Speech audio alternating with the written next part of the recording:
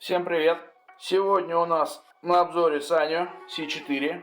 Магнитола тяжелой судьбы. Шучу. Тяжелого, сложного форм-фактора. Это уже 84 год модельный, примерно, может быть, конец 83-го. Ну, в 84-м она точно уже была в каталогах. Уже производители основные начали отказываться потихонечку от моноблоков, да, или вернее входил в моду раздельный стиль в магнитолах. Основной блок, в данном случае их два, остановимся чуть позже, и, соответственно, отделяемая акустика, двухполосная. По формату сегодняшнего видео будет короткое видео, лайтовое, потому что что-то лонгплеи мои не заходят, там часовые, полуторачасовые. Так что сегодня постараюсь покороче и поинформативнее. Если что-то будет не хватать или какие-то подробности, дам уже текстовыми вставками. По лицевой панели что мы имеем? Во-первых, центральный блок, он двухблочный, разделяется примерно так. То есть дека отделяется и отделяется тюнер с эквалайзером и коммутацией. Сейчас покажу. Вот у меня немножко всегда вот сложный форм-фактор для меня с разделяемыми колонками. И вдвойне сложный, когда основной блок разделяется тоже. То есть много подобных вещей пошли в те годы, там и у GVC подобные вещи. Да кого только не встречались, почти у всех встречались. Все резко подхватили, там после 81-82 года, все резко подхватили это течение, делать магнитолы подобного форм-фактора. И это именовалось не иначе, как портативный хай-фай. Основные производители не могли оставаться в стороне от течений и выпускали многообразие подобных магнитол. Вот в чем сложность для меня, допустим, да, давайте просто прикинем. Примерная высота у нас отдельного блочка составляет где-то, сейчас попробую показать наглядно, там 10 с чем-то сантиметров. И подразумевается то, что мы отстегиваем акустику и кладем горизонтально. Но мне вот нравится, когда вот этот размер разделенного по высоте основного блока совпадает с акустикой. Тут фокус такой не проходит. Тут, смотрите, 17 сантиметров где-то примерно. Вот эта ширина. То есть, когда мы, допустим, кладем блоки в длину, да, и кладем акустику так на бок, получается что-то нечто такое плоское. Тут такого фокуса не проходит. Но редко у кого такой фокус проходит.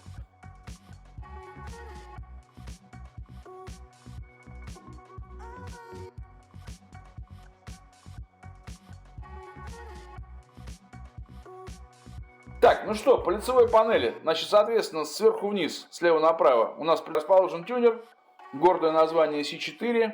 Данная модель, судя по диапазону, всемирная версия, да, глобальная, потому что присутствует FM, присутствует два поддиапазона SV коротких волн и присутствуют средние волны. Далее у нас идет кнопка включения, выключения, да, вот видите, индикатор здесь, гнездо телефонов. Далее пятиполосный эквалайзер. Далее селектор основных режимов работы, то есть переключатель моно-стерео. Расширенного стерео уже не положили. И зависимое, да, вот это. Магнитофон, дека. Вход для винила, либо линейный вход. Дальше покажу там, как это происходит. На задней панели есть входа, под них и переключатель. И режим тюнера. Поканальная регулировка громкости. Так, по нижнему блоку, соответственно, здесь присутствует дека со всеми необходимыми кнопочками и индикаторами. Значит, индикатор режима записи, кнопки LPM. Запись, воспроизведение, опять путаю цветные палочки. Запись, воспроизведение, перемотка назад, перемотка вперед. Стоп-выброс, пауза. Здесь он как бы хоть и заявлен как софт-тач, да, ну, наверное, софт-тач, наверное, по сравнению с какими-то там ранними там итерациями LPM можно характеризовать, но я бы не сказал, что это именно так. И что еще тут не очень мне нравится, то что тут, конечно, отсутствует нафиг режим подмотки, смотрите, видите? То есть только жестко встаем в режим перемотки. Ну, слава богу, автостоп положили. Дальше, значит, далее что у нас? Рек-мут, приглушение записи. Положили нам Dolby шумопонижение и селектор типа лент. Почему-то положили только нормал и металл. Но подразумевается, что, наверное, второй тип будет работать нормально. Счетчик и, скажем так, индикатор воспроизводимого сигнала. Как бы с этими индикаторами тоже. Дайте я потише сделаю сейчас. И покажу вам, да. То есть, в принципе, такая хорошая гармоничная магнитолка, но, вот этот индикатор такого типа, да, я не буду, так сказать, может быть, кому-то они, конечно, нравятся, да, вот эти вот, скажем так, елочка односторонняя. Вот мне они сразу навевают тоску в том плане, что китайские, помните, так сказать, наплыв так называемых там магнитол-мыльниц, там где-то с середины 90-х годов, там, я не знаю, до каких их возили из Китая, там, наверное, до середины 2000-х. И вот там вот это все многообразие вот этих таких моментов. У меня есть ощущение, что все-таки первоначально здесь планировалось что-то типа спектраанализатора, да, то есть тогда давайте посчитаем, 1, 2, 3, 4, 5, там, да, 5 полосочек, а можно было бы там и 6, и 7 уместить, если по не такие широкие взять светодиоды. Ну и там высоту там 1, 2, 3, 4, 5, ну достаточное количество, чтобы здесь встал спектраанализатор. Если бы, конечно, они сюда его поставили, число поклонников у этой магнитолы в наши дни было бы гораздо больше. Но не положили. Так, и еще забыл, гнездо микрофона здесь тоже присутствует. По акустике, значит, по акустике здесь хорошая, помимо того, что это отделяемая акустика, да, отдельный акустический объем. Соответственно, где-то 12 сантиметров, кажется, у нас СЧ НЧ секция, ну даже там 12 с запасом. Там где-нибудь 13, скорее на 13 тянет это все дело. Плюс еще здесь, кажется, 2,5 см твиттеры стоят и фаза-инвентор. То есть тут уже на таком серьезном уровне, ну как уже, ребята помимо того, что замахивались на портативный хай-фай, они еще пытались как-то соответствовать этому моменту. Ну и решены, конечно, решение дизайнерское у колоночек хорошее. Выгодно смотрится и в жизни, и на картинке, что прям колонки обращают на себя, акустические системы, извините, обращали на себя внимание. Так, ну что, послушаем. Начнем традиционно с деки.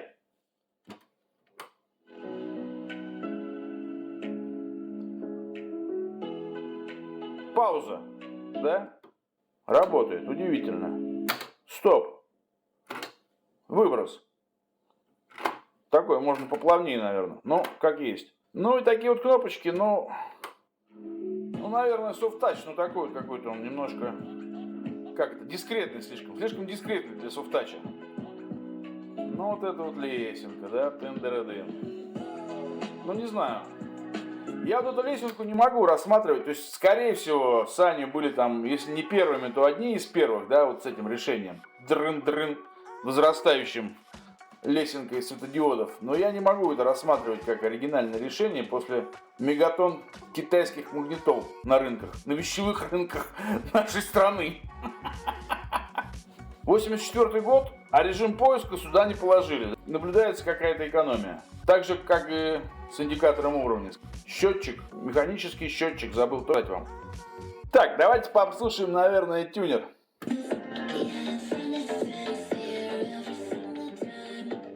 Тюнер тут хороший, ребята. Тюнер тут хороший. И мало того, что он хороший, сейчас потише сделаю. Мало того, что он здесь хороший. Тут, конечно, вот эта вот кнопка, подсветочка, да, подсветочка, вот, видите, настроечки с светодиодиком. Она, конечно, никого не оставит равнодушным, мне кажется.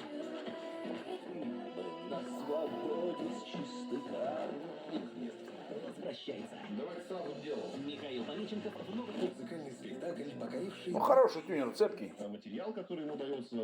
А ПЧшечка так хорошо работает, приятно.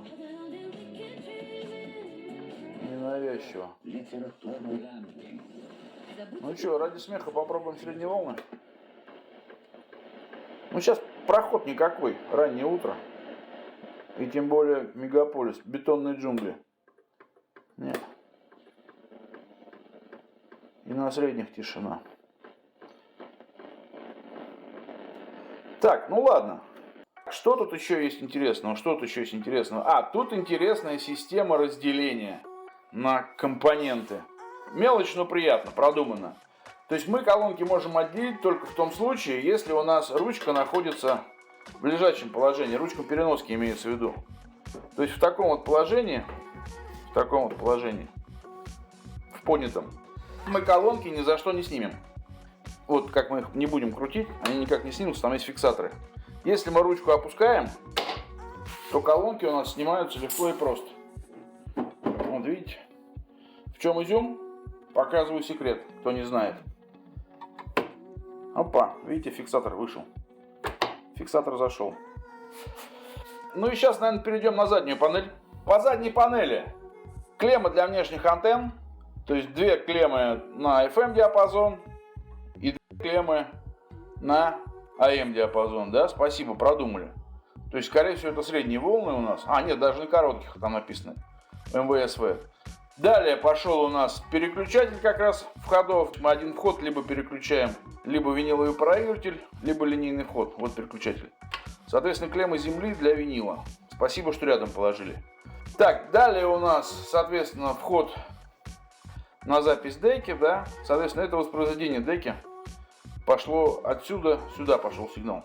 Так, выход на громкоговоритель, соответственно. Сетевой разъем. Далее, значит, у нас селектор напряжения питающего, да. У нас тут положили по-доброму 220, 240, 100. Почти все возможные приключения допускаются с этой магнитолой.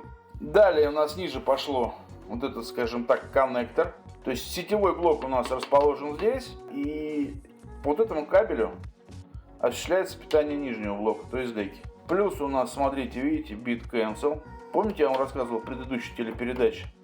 То, что раньше их ставили где? На лицевой панели или ближе к лицу? То сейчас на дворе 84 год, и его уже спрятали. Сейчас не знаю, видите, не видите, вот видите. Bit cancel спрятанный. Так, ну и тут еще даже батарейки можно было положить. Смотрите, такой очень сложно сочиненный, да, сложной геометрии блочок. Но не знаю, сколько он весит и сколько он проработает на комплекте батареек. Подозреваю, что будет очень тяжелый и очень недолго будет жить на них. Но в любом случае, звание переносного хай-фая обязывает иметь на борту батарейки. Ну и, соответственно, тут что еще? Колоночки, вид сзади. Спасибо, что положили место для укладки бухты кабельной. Ну и вроде все. Если забыл, добавлю текстом. Так, ну, мафон продавался даже у нас в Березках вроде. Цену не знаю. По-быстрому не смог найти каталог, но если найду, то вставлю картинку. Сколько он стоил в те года, в 84 году. По внешке, да ничего такой мафончик, в тренде тех лет. В тренде тех лет. Хорошая акустика, играет, да неплохо играет. Ну, единственное то, что, конечно, планку-то можно поднимать, то есть все-таки это уже раздельная акустика. Играет неплохо, скажем так, чтобы в общераспространенной системе мер, ну, наверное, не хуже 800-го. То есть до 939-го шарпа ему далеко, наверное, но, по идее, так не хуже 800-го, а может быть даже и получше в каких-то местах. По функционалу, по всему прочему, ну, чувствуется такое легкое краилово. Даже подмотки нет на LPM, да, система поиска нету, каких-то таких моментов. Самый минимум, мне кажется, положили, да, и немножко положили для привлечения внимания. То есть эквалайзер, индикатор, как могли, сэкономили, но при этом его постарались сделать богатым. Ну, неплохой мафон. В себе бы нет, в коллекцию, наверное, меня не особо привлекают эти моменты. Сложными отношения с этим классом магнитол, с разделяемой акустикой. То есть какие-то нравятся, какие-то не нравятся. Вот эта модель как бы не входит в число моих фаворитов. Я даже по этой причине не скажу вам все многообразие. Возможное многообразие ее модификаций. Я знаю, что в те же года производились там. Значит, в том же 84 году была у нас C3, внешне похожая. Потом у нас модели C4 вот это непосредственно. Потом еще у нас была модель C7 и C9. Причем C7 и C9, они отличались от этой модели. Если C3 и C4 между собой похожи, то C7 и C9 там уже как бы другая тема. Там какие-то круглые крутилочки везде, нет эквалайзера. Но их тоже не было, потому что не особо как-то они мне не нравятся. И тоже ничего толкового не могу сказать, кроме как того, что рассматривал их на картинке.